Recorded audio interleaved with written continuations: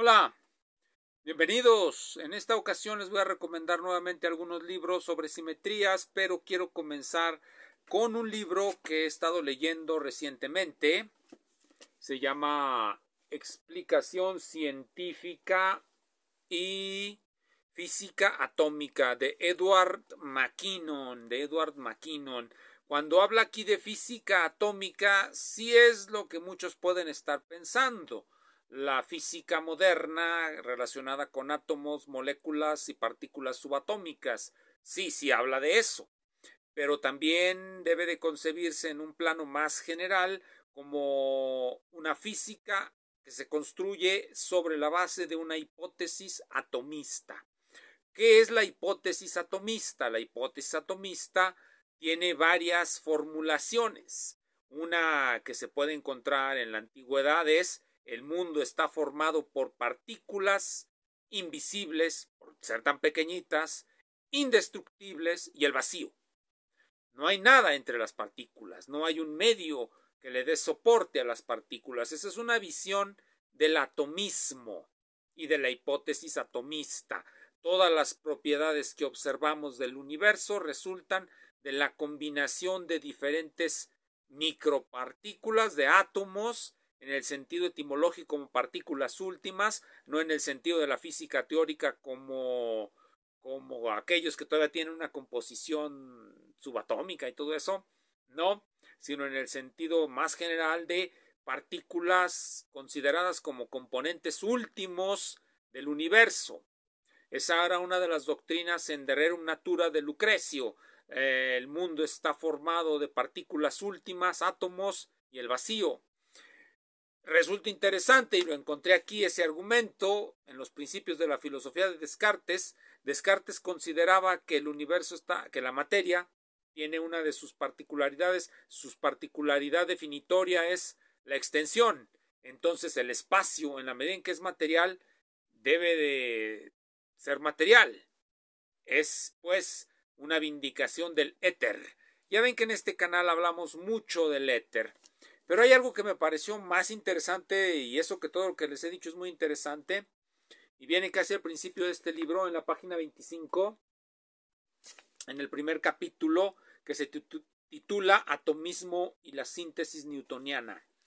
En la página 25 nos dice lo siguiente: la segunda característica distintiva de la posición de Robert Boyle era su fusión de la metafísica nominalista y la teología voluntarista.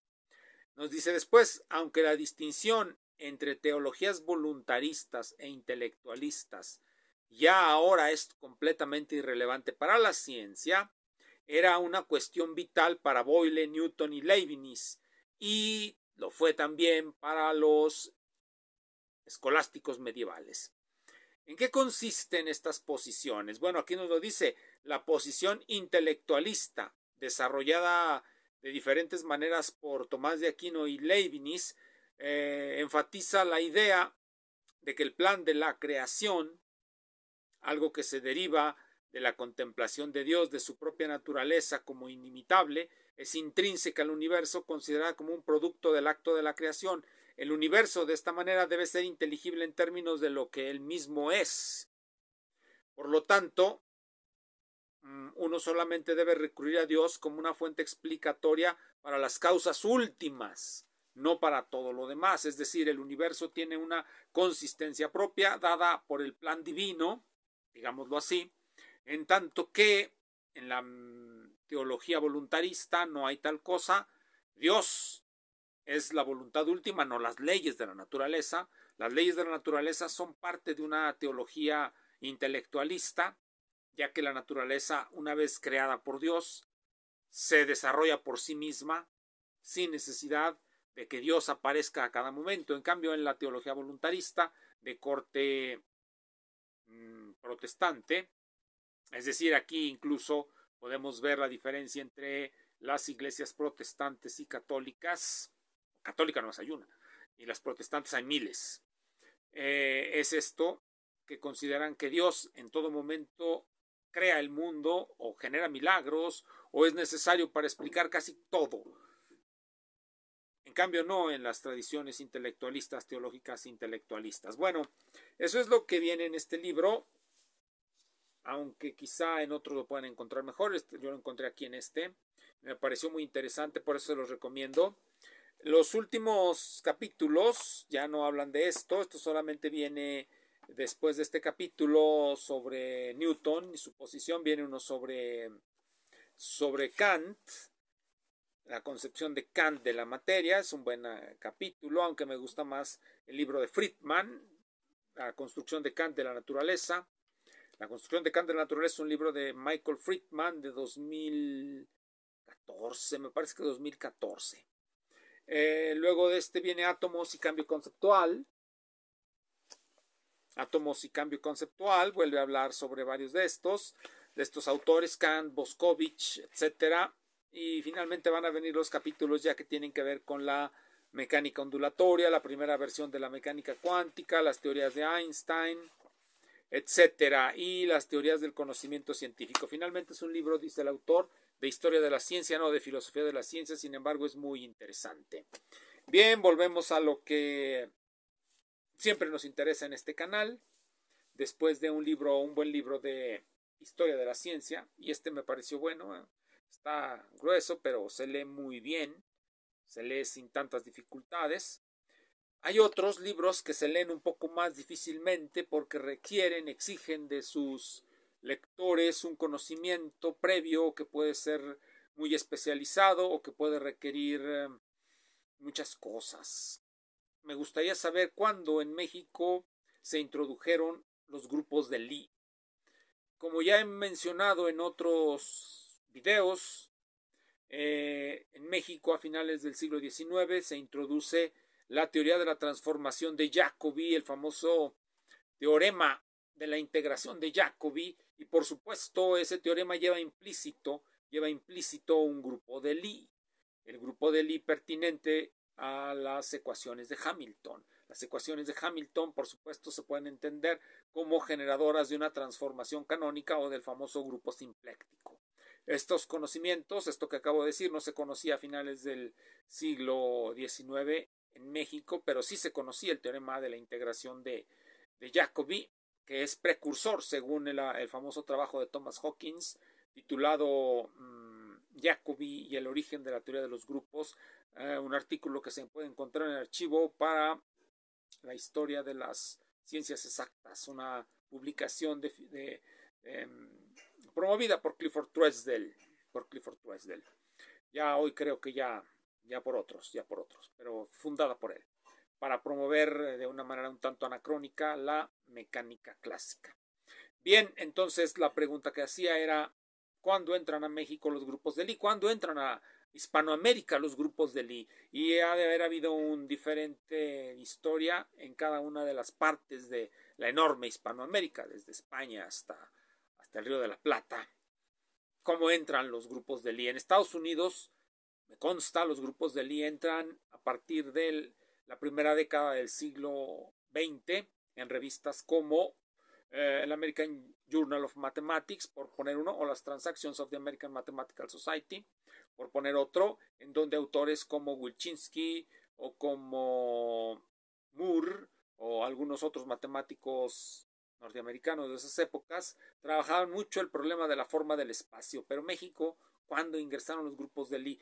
Bien, como ya dije, ingresaron de manera implícita en la obra de Eduardo Prado, ingresaron con el positivismo mexicano, pero posteriormente a eso pues han ingresado de muchas maneras diferentes. Una de ellas ha sido en la mecánica cuántica, en la versión de Wigner, pero seguramente, bueno, no seguramente, quiero en realidad nada más recomendar este libro, Aplicaciones. Este libro está en español, escrito por rusos, Sergei Shenashov y Alexander Yagno. Este es un libro que se titula Aplicación de simetrías y leyes de conservación a la resolución de ecuaciones diferenciales de mecánica. Como de costumbre, no son capaces nuestros correctores de estilo de poner un título que esté en buen español, se lo dejan como lo escriben los rusos, en un español malísimo.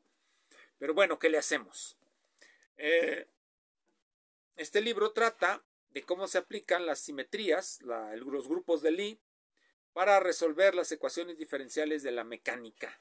Por supuesto, va a traer, como puede ser el caso, una introducción a la teoría, y después va a hablarnos de, pues, las ecuaciones que se pueden resolver mediante estos métodos. No veo el ejemplo típico, que es la mecánica hamiltoniana, pero sí veo que trae todo lo que aplican otros libros que ya he recomendado también, como el de Olver, Peter Olver, o el de, bueno, otros que he recomendado en videos previos. Ya son muchos como para recordarlos aquí otra vez. Los canso. Bueno, simetría, lo recomiendo porque está en español y porque realmente es de 2000, déjenme ver la fecha, es de 2008.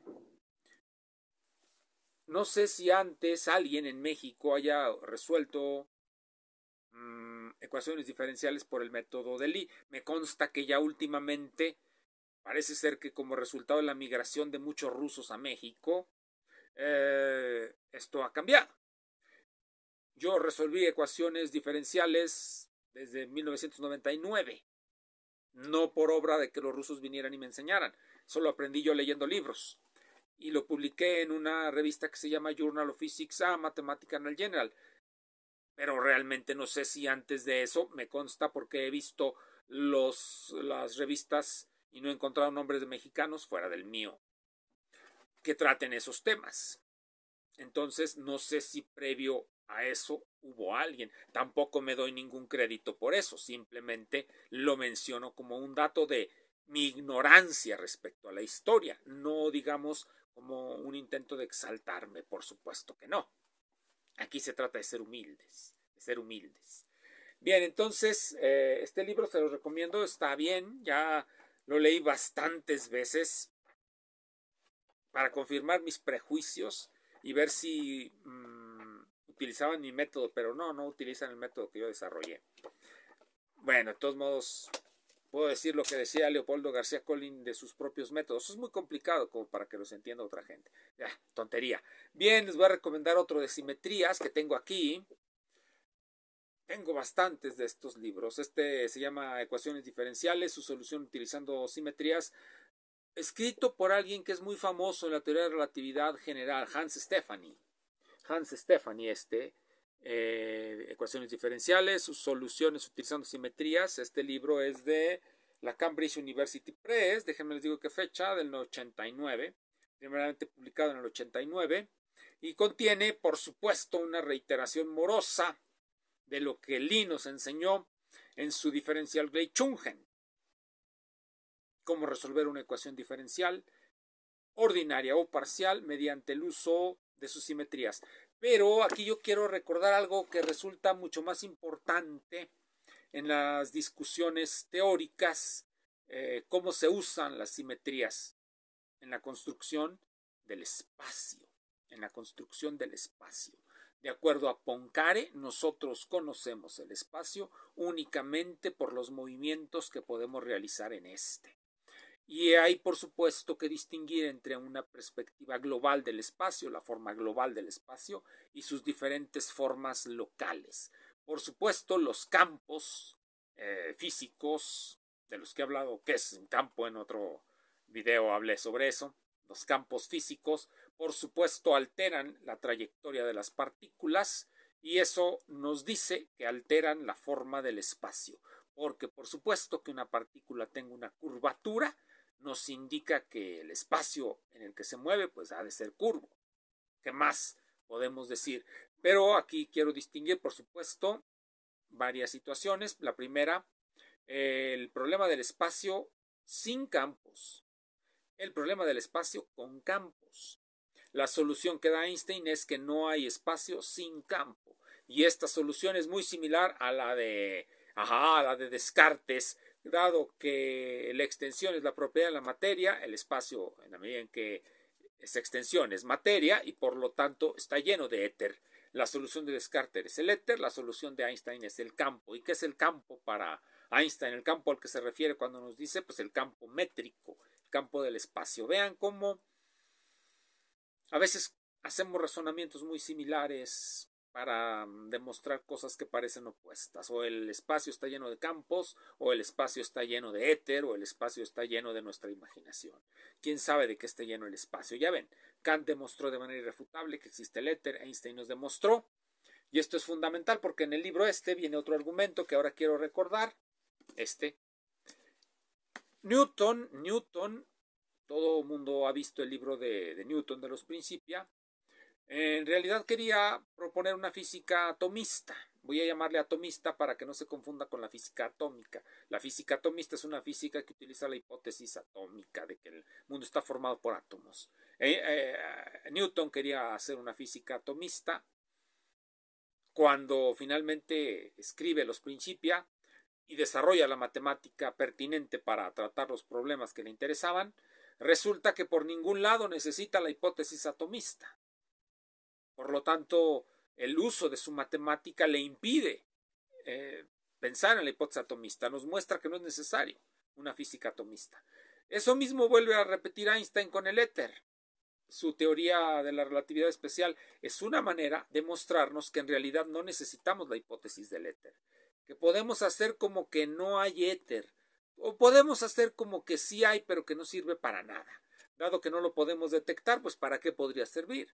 Y dado que es indetectable, desde el punto de vista positivista lógico de Einstein, el principio de verificación nos dirá que, bueno, pues como es inverificable, pues no existe. No es una demostración, es una postura filosófica, es una definición filosófica. Ya ven que hay muchos payasos que les gusta hablar de definiciones políticas. Aquí hablamos de una definición filosófica. Einstein toma una postura filosófica cuando declara irrelevante al éter. Bien, aquí tengo algunos otros libros que me gustaría recomendar y que son o deben de ser prolegómeno previo a la recta comprensión de lo que son las simetrías de las ecuaciones diferenciales. Por supuesto, son libros de geometría diferencial. Algunos que me han resultado útiles, dos sobre todo, aquí los tengo acá atrás. Uno de Saunders, de J. Saunders, otro de la Cambridge University Press. Déjenme les digo la fecha, se llama La geometría de los haces estelares, de los que he hablado tanto, es del 89 también.